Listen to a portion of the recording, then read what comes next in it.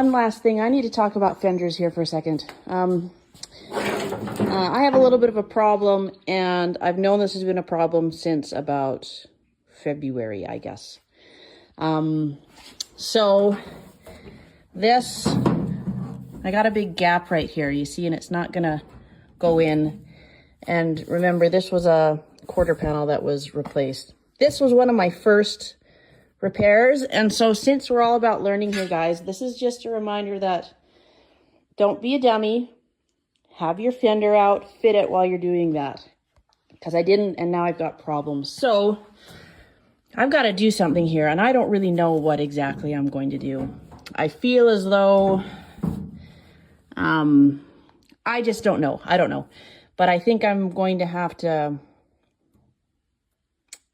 It's just a little bit of a mess. I've been trying to wrap my brain around it a little bit, but don't really want to have to replace a panel. I'm hoping I can make some cuts and pull this out a little bit. I don't know. But yeah, I'm in a little bit of a pickle right down here.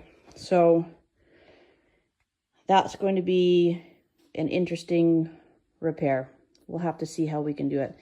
Anyways, guys, that's a lesson. Don't be stupid. So in this episode, I think it's episode 22, we are correcting a mistake that we made way back at the beginning of our metalwork phase. This is just the result of kind of novice thinking and novice sort of execution. So it's good to show this just so that we can really understand why it's important to do certain things as you're doing metalwork. So if I remember right, that quarter panel that's on the passenger side, I replaced just the bottom maybe about 4, 5, 6 inches. And this was one of my first sort of big panels, I'm going to call big panel replacements that I did. And I did this really early on. Like I think after I did heater channels, this is one of the things that I did. And this is just a novice, new to metalwork sort of mistake. I didn't fit my fender while I was fitting that quarter panel. I think there were a few factors involved as to why I didn't fit the fender and why this little quarter panel went in, kind of was sunk in as much as it was. Number one, I didn't fit the fender because I didn't actually have the fenders that I wanted to use on it yet. So I didn't really have a fender to put on there. I know that's a really bad excuse, but that was kind of what I had. I didn't really have what I was going to use, and so I didn't put anything on there. Second problem was that back corner. So that back corner where there's a luggage tray, there's a wheel well, there is what do we call it? There's another like support that comes up off the chassis there. There's a lot happening in that corner, and it was so deteriorated that when I put that quarter panel on, I didn't really have a reference point for how far that back piece is going to like go in and stuff. And so I ended up putting it in just way too far. So there were two things that went on there that just really kind of worked against me. And mostly what it was just my own sort of just not understanding the importance of fitting things with every component that it is going to work with. So that component would have been the fender. Have that on so that you don't have to go back and fix things. A lot of people thought when they saw that what had happened was when I was doing my welding, it just shrunk and sort of like popped in, and they said, oh, it'll just pop right out. That's not what happened there. This was just purely a bad sort of job where steps were skipped, and then I had to go back later and fix it. So it wasn't that anything shrunk in and like popped in and I could just like bang behind it and it would pop out.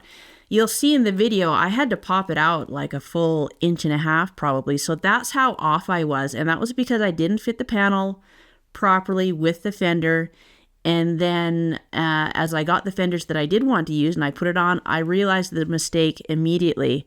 And so that was a really good lesson and reminder for me, the importance of just having everything fit as you're doing things.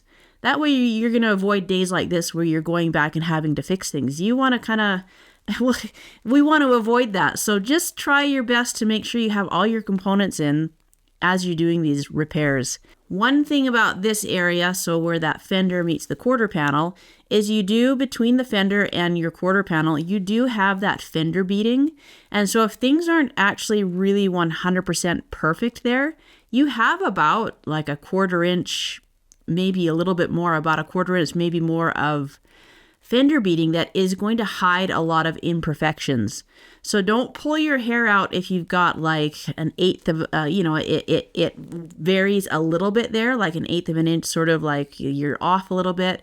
As soon as you put that fender beading in there, a lot of those sort of imperfections will be hidden by that fender beading. So that's just something to think about as well. Because even I think after I did this repair, it wasn't 100%, butt up against each other. I did still have just the slightest of gap that I just couldn't quite close. But with that fender beading in there, you can't see it and it looks perfectly fine. So I think just the lesson here is just don't skip those steps where if you have an opportunity to put all the pieces together to make sure it all fits together, just take the opportunity to do that. I really disliked having to do that. I'll admit right here, I didn't like having to put fenders on and off. I didn't like having to put the running boards on and off.